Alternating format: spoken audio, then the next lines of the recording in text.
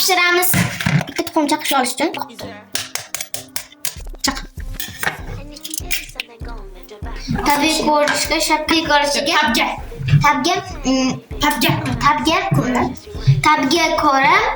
tabga ko'ra shakar solamiz.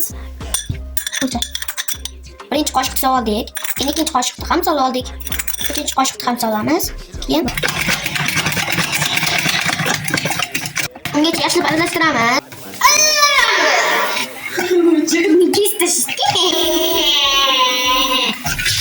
Bugun 3 paqa suvni solamiz. Keyin shuncha bo'lgan yog'ni solamiz. Keyin bir qoshiqcha non soda solamiz.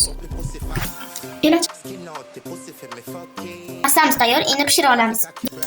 Gazni yoqib olib, tovoni qo'yib, ustidan yog'lab olamiz. Qizigan yog'da birin-ketin quymoqlarimizni pishirib olamiz.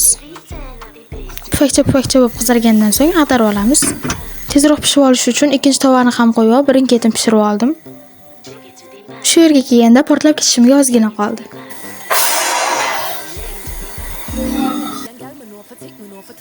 Birinchi tovada pishirgan quymog'im bu, ikkinchi tovada pishirgan quymog'im esa bu.